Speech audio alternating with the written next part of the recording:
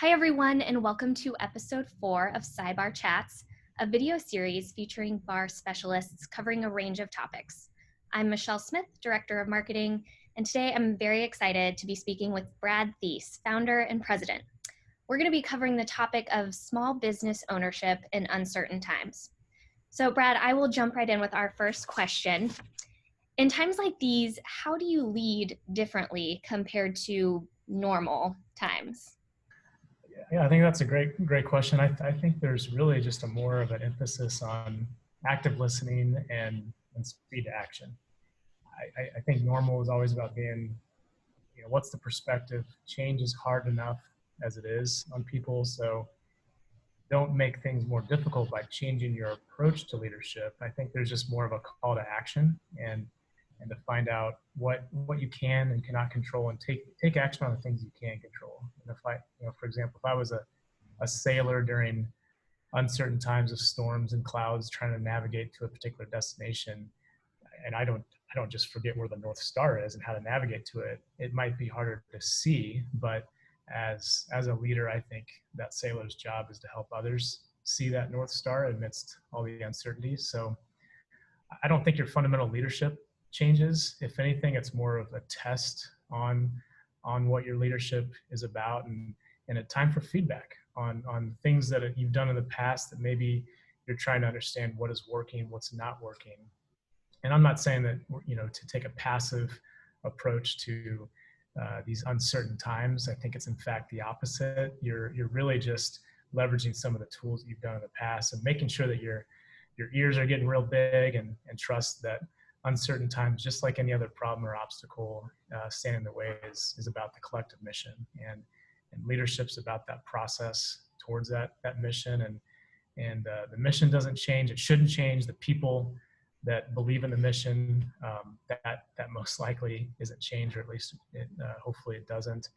And you're just dealing with a different set of resources to influence those. And I think there's that, like I mentioned, a greater sense of emphasis on listening, walking the halls of your business, your organization, and making sure when you are walking those hallways, listening with intention and to the voices around you, and checking up on your employees, not only your employees, but your clients, your partners, and other stakeholders, and check up on the mission that you're really trying to lead towards, and ensure that there's willing consent to pursue it in these uncertain times. And some things that I've learned is that there's also great opportunities for others within the organization to rise up to the occasion. And I think that's where that listening comes in, to figure out, really what's going on in the company.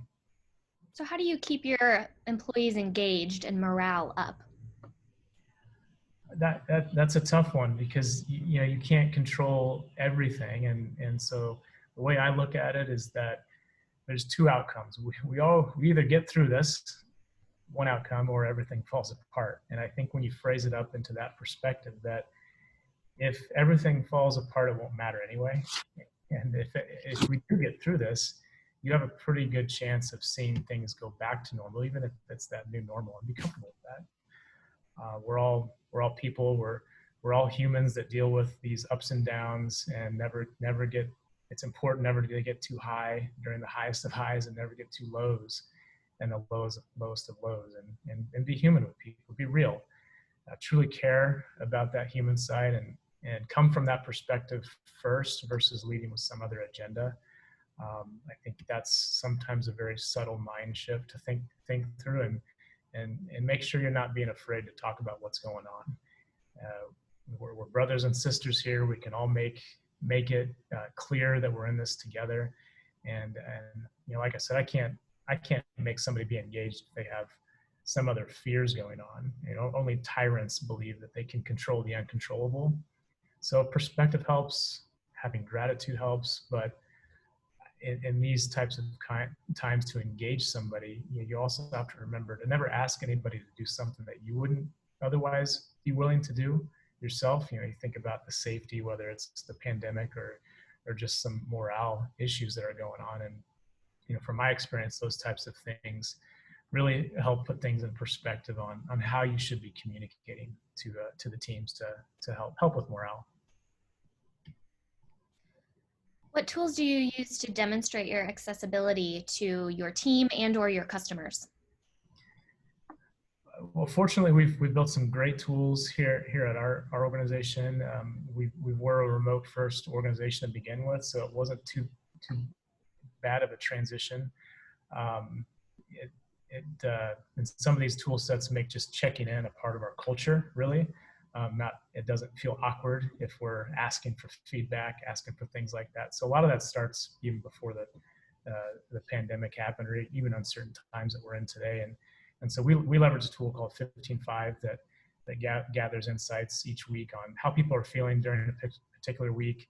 It lines up the different objectives, OKRs that we are tracking per the quarter, and seeing how you're stacking up against that, but also just what are some things you're doing in a given day to align to those objectives. And then I think more importantly, just how you doing, how you feeling, and I think that creates that environment that makes people feel safe to even communicate how they're feeling, for being honest, being transparent about what's going on.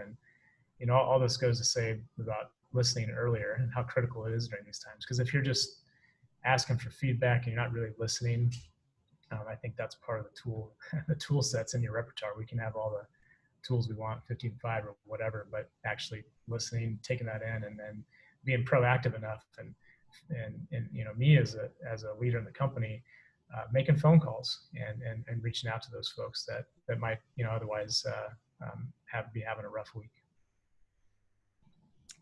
What would you say is the biggest challenge you've faced since the start of this pandemic, and how have you tackled that?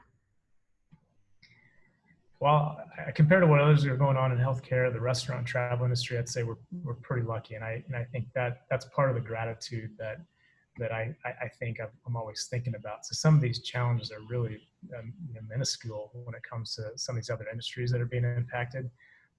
There's still shock though, and once you get over the shock of it, I think the biggest challenge for me was just the messaging. We talked about communication already.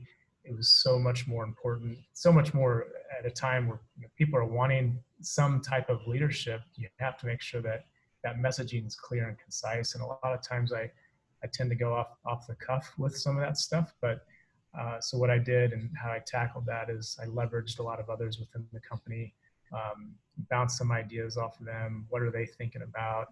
I reached out to other mentors and tons of leadership resources just to help bring some clarity in my own thoughts and introspective about what I have to kind of digest this and process this. If I haven't processed it, that's where the speed comes in. How is my messaging going to be clear? And so I needed to take action on that as quick as possible and make sure that messaging was clear. And I'm never going to get it right 100%, but I think just having that reflection and being able to reach out to resources where the time is. And I mean, personally, though, outside of communication, I think the chaos from working from home for me with 3 kids, but that's certainly another story. So business continuity planning is top of mind for business leaders now more than ever. What would be your recommendation for small business owners who either don't have a business continuity plan set up or are kind of struggling to get their current one up to par? Well, I mean, if anything, it's a good test on where you might have holes in your plans. We've talked to a lot of organizations and clients about this, and we test business continuity plans all the time, and a lot of them say, well, we just tested the plan, here's where our holes are. Or I've seen a lot of organizations who rely upon things like VPNs in a limited fashion, then they can't handle this large influx of remote workers that slowed the internet. So hopefully this is a wake-up call that there's no excuse anymore. Things can happen, and the benefit that we have, the luxury, I should say, is that we live in an environment and society where we can build in these resiliencies for relatively low cost effort, and build that in our business plans from an operations perspective, but also from a financial perspective. These downward cycles happen, and they happened in 2001, they happened in 2008, they're happening now. And I think it's important to, remind yourselves of those types of things, that they do happen, and you've got to be able to have these break glass plans, if you will, so that what happens if I have 90% revenue, what happens if I have 80%, 70, 60, and so forth, so that it's easier to process these decisions when they occur, so you're not just shooting from the hip or making knee-jerk reactions, and so that it's easier to stay calm, collected, and focused. So and hopefully you can test these plans and build that into your processes. What have you learned thus far during this pandemic as it relates to leadership and running your business? I think change is the inevitable piece of it. I think I've started to master the ability of holding meetings with a 2-year-old hanging on my leg, holding our newborn that we just had 3 months, really about a month in the pandemic, and Which I, for one, love seeing. It's always, I think it's wonderful and a point of entertainment. yeah, and beside that, then I've got a 5-year-old that, or at least where I'm working, it's has a roller coaster behind me. But I don't think that's the intent of the question. But I think that lesson applies to business, and it's nothing's perfect, but it's okay. And I think what I really appreciate about the people that you surround yourselves with is they recognize, they have some empathy with what's going on, and just holding conversations about those types of things. And I it's okay to be frustrated too. There's days working from home, and that it's so I just can't get over the distractions. I can't control everything from a business perspective, but I can recognize how I feel in these situations, and I can control how we evolve, adapt with all the uncertainty, and like I mentioned before, there's that premium on speed and just not being afraid to act. So I mean, in our case, the act of communication at speed is just to say something about how to recognize how quickly we were moving and how quickly the world was changing. One day we were flying consultants all over the country, and the next day we literally stopped, and that was okay. And I commend our team for being able to embrace this change as well as we have. A big lesson in adaptability, for sure.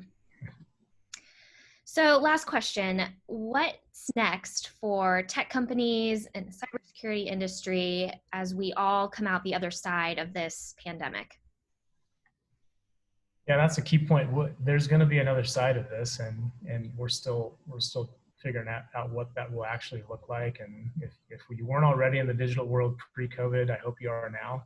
I hope you're building in that digital world within your process, within your environment, even all the way down to the restaurant business. There's things that we have to do to be able to adapt to these types of things. And I miss personally the face-to-face meetings and handshakes, but those will come back in time. And I think going back to gratitude, those are the things that, regardless of a tech company or cybersecurity, those relationships are important.